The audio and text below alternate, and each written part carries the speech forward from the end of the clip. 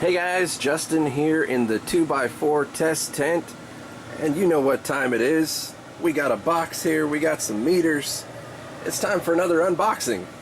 This one's actually another one in my Amazon series. Are Amazon lights any good? Do they work? And are they worth the money? So I decided to take on some Amazon lights. This is I think my fourth one I've gotten. I've only got 3 videos up. There's one more I still need to put up after this one, and that one's a doozy.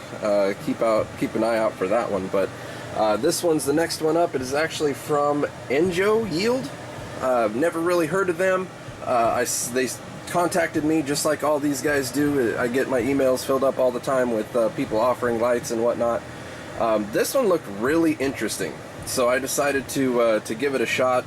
I think you guys are gonna just trip when you see the design of this thing. It's definitely a little off the wall and a little different. So let's take a look and see what we got. We have our meters here, of course, the infrared thermometer, the par meter, the meter, and the watt meter. Everyone was bitching, or not everyone, but some people were bitching about the quality of the knife that I was using to open these boxes, so I went ahead and picked up a little katana blade. Damascus steel. Nice little blade, so we'll use that to go ahead and open this up. So let's get all the meters out of the way here. Get into the box. Of course, Amazon, more than likely going to be double shipped.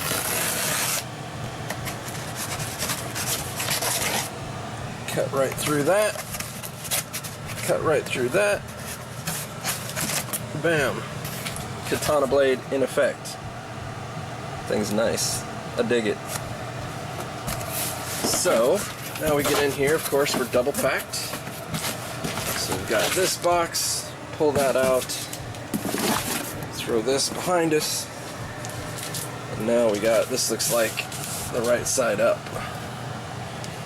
So now we will get in here. Oh, this one's taped up real good, all down the side.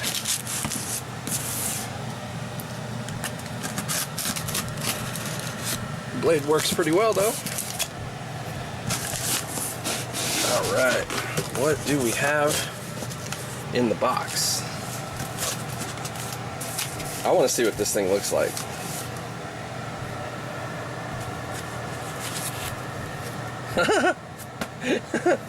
Okay, next one.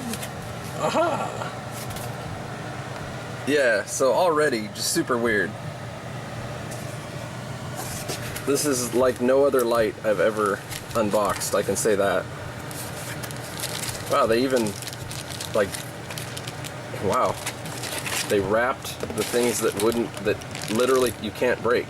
Like, I can't break that, but hey, they wrapped it up anyway. Hella wrapped it too. Sweet. Alright, oh, they wrapped the power cord. I guess they were afraid of it bouncing around and beating up the light. Eh, cool. Better safe than sorry, you know? Like, you can get the cord out of there. Yeah, we'll worry about that later. Alright, here is the brochure that comes with it. Thank you much. Thank you very much for choosing EnjoYield. It says it's 1,000 watt equivalent. Of course, I mean, that's hardly ever right. All these companies say they're 1,000 watts. I don't think they really know how to say anything else. Here's the particulars on it for anybody that wants to see.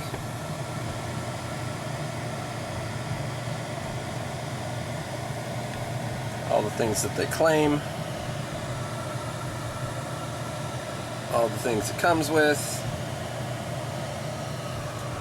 And what do we got on the back? About the timer. It does have a brightness switch and a timer built in, so that's kind of cool. It says 2-year warranty. Pretty standard on that. Oh man, so let's see what this thing is all about. Look at that sucker. Is that weird or what? Alright, so Let me see if I can get this plastic off of here. And we'll pull the light out. Can I do it one-handed? Oh yeah, look at that. One hand.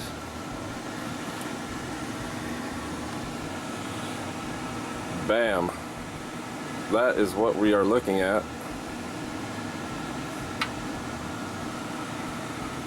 That is a trippy little light. So it's got the driver box here, which has a fan in it. I believe it has a couple more fans, because I think it said it had 3 fans on the thing. I'm only seeing 1, but on the Amazon, I believe it said 3. So maybe there's some smaller ones inside. So this is what we're looking at. There's their little logo there.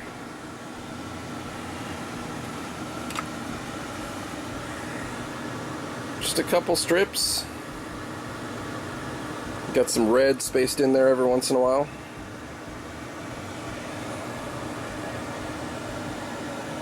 Pretty solid. I mean, it's not feeling like a toy, that's for sure. They got their logo on the side as well. So yeah, not too bad from the looks of it. It's a pretty, like I said, pretty interesting design. A little bit different than what I've seen. It's got the daisy chain. You got the switches, 50% each one. And then you got the timer. So pretty self-explanatory there. Let's hook this sucker up and see what we can get out of it. Alright, so I'm getting this hooked up here, and just like a lot of these companies do, they did only include 1 rope ratchet in their hanging kit. At least they did give the better hanging kit that you can take apart, because it only includes this. All 4 of these ties are hooked to this, and then you hang it from this, and the light just spins around in circles, and it's ridiculous. More companies need to figure out that you need 2 rope ratchets to hang your light, or else it's just going to spin like a piece of crap. So I went ahead and disassembled it. You just take this out. You don't need that at all.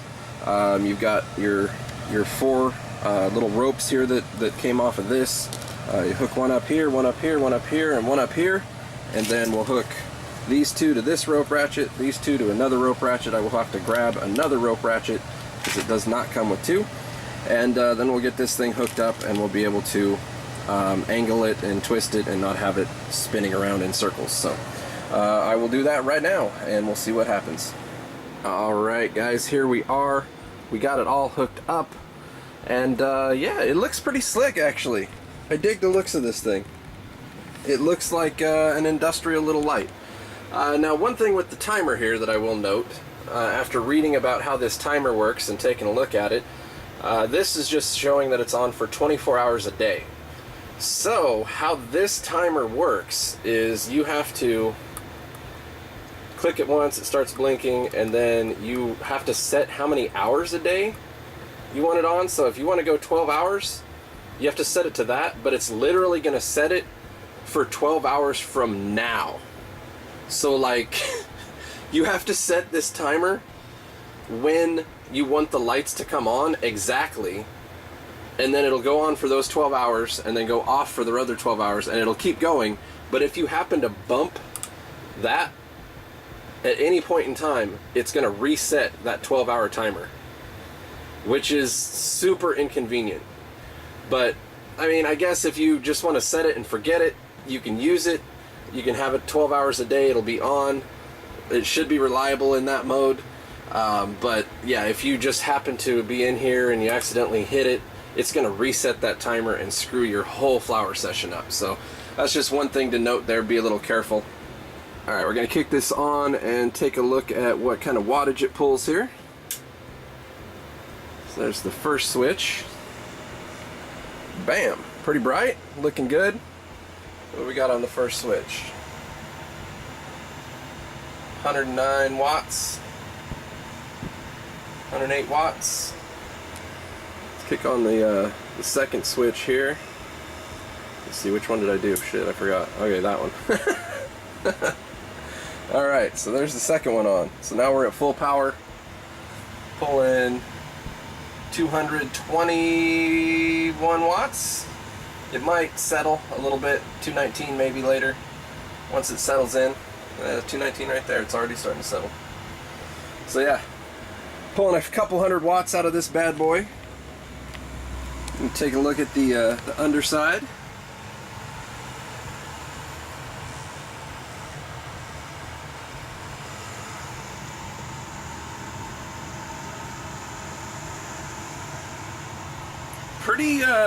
Pretty cool looking, actually. I like this design with the two little rails. Definitely cool.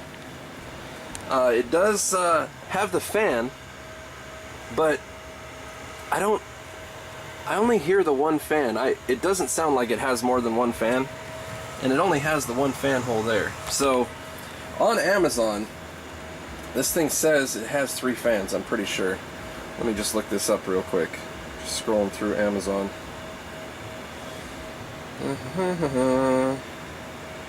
Yeah, it says 3 built-in advanced fans. So maybe the fans are in this box. Maybe there's some little tiny fans in there, but they're definitely not like big case fans, because there's only the one vent hole there. These are intakes over here. Nothing's coming out of any of these holes at all. So there seems to only be one fan. It says there's 3, but I'm not going to open it up and check. So yeah, it also says it's 1,000 watts of LED, but it only consumes 225 to 235 watts. It doesn't quite meet that as far as the 225, and it's nowhere near equal to 1,000 watts of HPS, which they're implying basically. It's a ridiculous thing that a lot of these companies do, but it's a cool light. Like, don't get me wrong, this light is looking pretty badass. Let's take a look and see what the numbers are, which, who cares what it looks like? Let's see what the actual output of this sucker is. So let's kick one of these off, and we'll start with just one of them on. We're at 16 inches, like I normally start. That's my usual starting point for most of these lights. It's maybe a hair over, 16¼ inches. Got that on both sides here. Nice and even. So let's see what we're pulling. Maybe. There we go. 310, 309, 308. Somewhere in there is what we're pulling. Can I move it around and get anything bigger? I think that was pretty much in the middle. 310. Yeah, I had it pretty well centered there. So yeah, that's where we're looking, dead in the middle. Now let's kick the other one on. Oh, shit. They really need to like mark one veg and one bloom. They're both just marked 50%, and I keep forgetting which one I'm switching. So there's the second one. Bam! Look at that. That is enough to grow some weed.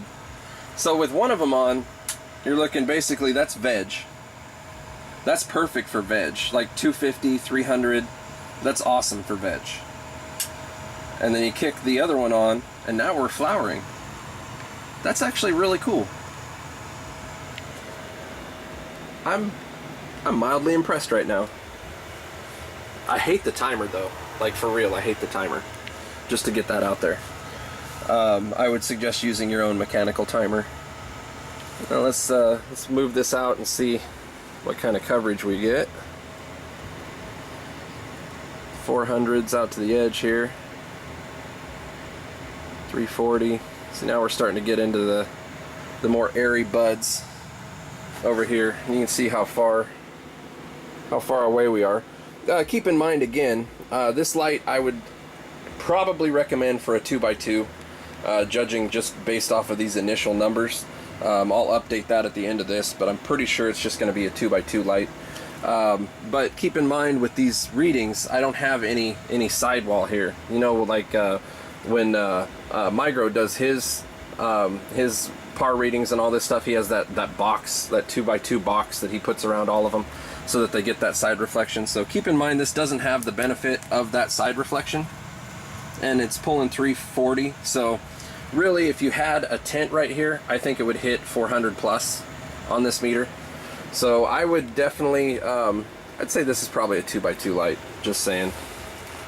and 530 is enough to get you some nice nuggets. This light's probably going to need to be lowered down, and we're going to end up lowering this down to probably 12 inches or so, and we'll test it again and see what we're looking at. But let's get some more readings. We'll get out to the edge here. 370. Go to the other side. Go over the top. Get the zoom. 394. See, that's got some side reflection there. So this is 2 feet this way. So you're hitting about 400 on the very edge, which is going to be fine for a 2x2 grow, to be quite honest. And you're about 300 right there again. So yeah, looking 2 foot by 2 foot at 16 inches, and you should be able to hit 4 to 530, 540 micromoles, which isn't bad. I've grown nice decent buds with 500 plus. I usually tell everybody at a minimum hit 500. If you're not hitting 500, you're just probably not going to be that impressed with your grow. So, and your plants aren't going to be impressed either, believe me. So let's pull this down to about 12 inches, and we'll see where we're hitting it. See if it'll jump it up to 700 in the middle. So yeah, let's do that, and I will be right back. Alright, we are back, and we are now at 12 inches straight across. I think we're going to see some better numbers out of this, and for a 2x2 I'd probably suggest to run it here. Let's see what we got. Oh shit, higher than I expected. I was thinking it would hit about 700, low 700s. That's actually really good. Almost 800 in the middle at 12 inches. That's killing it right there. That's going to create fatty colas. Fatty colas. Let's take it out to the side. Still holding strong over 500. 400. Let's see, where's the 400 stop? Right there. That's about where 400 ends. And there again, if you turn the sensor like towards the light, it does increase. So like if your plants are leaning towards the light, that's going to hit them harder. Look at that, 545 on the edge. So yeah, I mean, this light actually kicks some pretty good ass for what it is. It's one of the better lights that I've reviewed from Amazon, to be quite honest. This is actually pretty impressive. At 12 inches, I think this is the wheelhouse for this sucker. So look at that, 449. If we get proper sidewall, see, just by moving the wall. This is how much reflection matters, guys. Look at this. Weak reflection, good reflection. Huge difference. That's why it really matters when you're buying LEDs. Don't buy an LED that's too small for your tent. Because if you've got this little tiny light and you're trying to fill all this space, you're not going to get proper side reflection. And side reflection is the whole reason to grow inside of a tent. There's no reason to grow in a tent unless you need side reflection. Otherwise, you should be growing in a room. Like, that's really the main advantage of growing in a tent. Otherwise, you may as well just have a whole room dedicated to it. I mean, obviously, if you just have a little bit of space, a little 2x2 tent or something, yeah, sure. But I mean, if you're growing in like an 8x4 tent or something like that, or a 10x10 tent or something like that, you may as well be in a room. To be honest, where tents shine is when you get these smaller tents and you fit a light exactly to the footprint of the tent so that it gets ultimate side reflection off of both sides and everything, and it'll crush. I fully believe that this light will crush in a 2x2. Like, no doubt in my mind that this light will kill. And the cool thing is, for veg, you don't even have to raise it really. All you have to do is just switch one off. Bam, look at that. 440. That's still a little high for veg. I don't like to veg that high. It stresses the plants out a little bit. But you can see, I mean, you raise it up a little bit, then you're right there at 300. Go 16 inches for veg, I would say. 16 inches and one switch for veg. 12 inches and 2 switches for flour. There again, I hit the wrong fucking switch. But yeah, pretty sweet light overall, I gotta say. EnjoYield LED. It doesn't equal 1,000 watts, but this thing will crush a 2x2. No doubt in my mind. Anybody that gets this for a 2x2 grow is gonna be pretty happy.